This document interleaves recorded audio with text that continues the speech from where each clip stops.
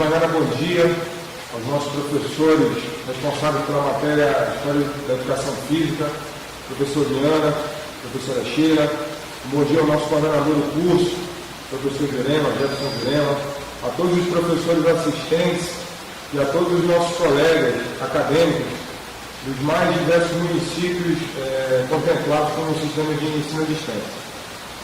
Antes de nós realizarmos e expormos o nosso relatório da nossa pesquisa em campo, que foi realizada no dia de ontem, eu gostaria de primeiro da gente relembrar os conceitos básicos, relembrar as grandes escolas, quais são as grandes escolas doutrinárias, bem como as suas características, e também relembrar as concepções modernas, de forma que, ao expormos o nosso relatório a vocês, fique bem fácil a compreensão e identificação de imediato de qual escolas doutrinárias a educação aqui no município de Tabatinga sofreu influência, bem como as concepções modernas também. Primeiramente, nós vamos abordar quais são as concepções modernas com o acadêmico Wilson Arcanjo, e após isso, nós iremos abordar quais são as escolas doutrinárias, as grandes escolas doutrinárias, bem como as suas características, com a nossa amiga acadêmica Judite. Primeiramente, bom dia a todos, aos professores e aos demais acadêmicos. Sou acadêmico Wilson Arcanjo, daqui do campo de Tabatinga. Aqui vou abordar para vocês as três concepções pedagógicas modernas, que são três: a convencional, a modernizadora e a revolucionária. A convencional, ela tem a prioridade, o físico. Ela escolhe os mais ágeis, mais velozes e mais esbeltos, que são aqueles que têm a estrutura do corpo mais destacada. A modernizadora, ela procura educar os seus alunos através de físico, de jogos, com a ginástica, dos esportes, sem se preocupar com o individualismo biológico e também o campo psicológico. A revolucionária, ela tem uma outra ideia. Ela se preocupa com as relações sociais e as dimensões do ser humano. Universidade de Pachambuca, acadêmico de Universidade de Engare, tchau, sou etniado. Maresum, Chanyemanka, Chamam, Engare, tchau, Negana Kuchana apresenta escola doutrinária em VIT, apresenta características clínicas da escola doutrinária em a atividade de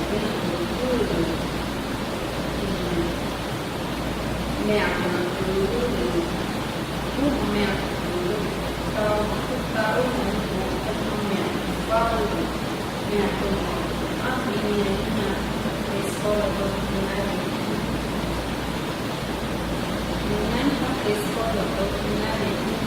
escola francesa, característica na política, atividade de meaça, música, religião, ideia, política, interior, na prática, na conduta, escola alemã, características nem doutrinária e interior, formação a ubicada principalmente a educação no lugar na prática e na forma física,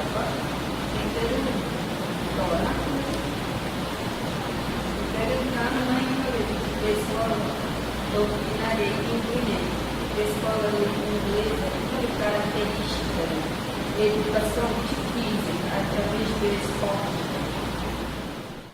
Então, com base nas afirmações dos nossos companheiros, tanto do Luiz Sonei Arcanjo, como da Judite Medina, nós podemos concluir que a nossa visita à escola Francisco Mendes, a tendência que predomina naquela escola, na educação física, ela sofreu uma tendência muito forte sueca, porque fica bem caracterizado o professor realizando, dando os comandos e fazendo exercícios calistênicos, ou seja, exercícios repetitivos que trabalhavam os membros, tanto superiores e inferiores, de maneira isoladamente. Tá? E a concepção pedagógica que a gente pôde observar ali é uma concepção modernista, porque em momento algum prevaleceu a forma, o corpo, os mais ágeis, os mais fortes, muito pelo contrário. As brincadeiras que o professor Davi realizou com aquelas crianças foram brincadeiras de maneira a fazer um congraçamento entre todas as classes que predominavam naquela turma, bem como todos os tipos físicos, tá? Brincadeiras bem divertidas que iam sempre sob o comando, né, sob o apito, sob o comando da voz do professor, e que iam educando as crianças através de brincadeiras. E na segunda escola que nós visitamos, a Escola Estadual Duque de Caxias, situada aqui na Vila Militar de Tabatinga, nós podemos observar um contraste muito grande, porque a tendência doutrinária de escolas doutrinárias antigas, que aquela prática da educação física sofreu, ficou bem evidenciado e tratava-se da prática da doutrina inglesa, que era a educação através do esporte. Quando nós chegamos lá para observar, os adolescentes estavam jogando uma partida de futebol. Tá? E o aquecimento, o aquecimento prévio, antes da atividade física propriamente dita, que no caso era futebol, se dava através de dinâmicas. Tá? Dinâmicas de grupo, dinâmicas individuais, de forma que o aluno não entrava em forma e muito menos a professora realizava qualquer tipo de comando com apito, enfim, seguindo, nesse caso, a vertente inglesa, a vertente da escola doutrinária inglesa. E podemos observar com relação à concepção pedagógica, também podemos observar que inclui-se na tendência modernista, onde todos os alunos participavam, era respeitada a individualidade biológica de cada um. A gente pode observar que em determinados trechos das nossas filmagens há equipes mistas, equipes compostas de meninos e meninas. E os meninos jogavam de maneira mais, vamos dizer assim, de maneira mais calma, com todo cuidado para não machucar seus companheiros, prevalecendo sempre a harmonia da turma.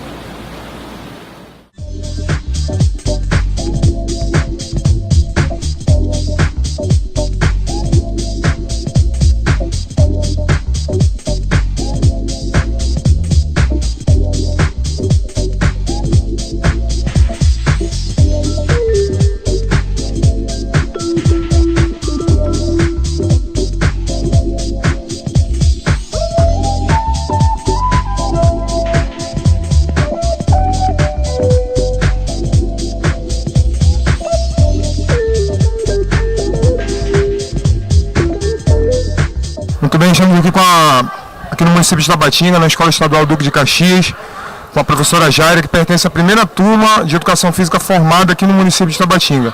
E ela vai abordar sucintamente como é que vai funcionar a aula dela hoje. Bem, primeiramente, boa tarde, né? Nós estamos aqui numa aula de Educação Física, porém com tempos reduzidos, né? E eu costumo realizar as minhas aulas sempre dividindo em 3 momentos, né? Um momento para o aquecimento, um momento para a aula propriamente dita e a questão final, que é o relaxamento.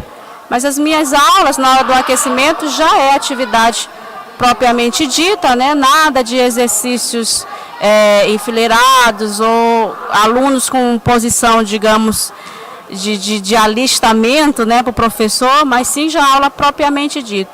E eu nunca separo, no primeiro momento, meninos de meninas ou alunos de alunas, sempre procuro envolver todos os alunos nesse primeiro momento. No segundo momento, procuro misturar, colocar os meninos juntamente com as meninas.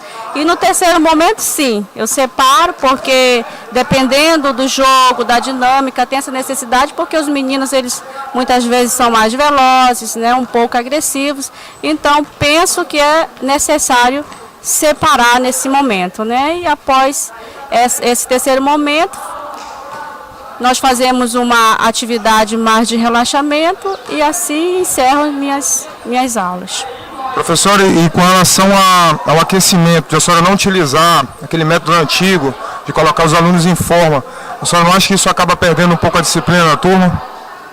Não, eu vejo o seguinte, com relação à disciplina, depende muito, né, do professor de educação física, porque não é o fato dele colocar o aluno ali numa posição muitas vezes inadequada e até mesmo desconfortável para o aluno. Constrangedora, né, professor? Desconfortável para o aluno, que vai gerar disciplina. Eu acredito que vai muito da atitude do profissional de educação física em gerar a disciplina do aluno.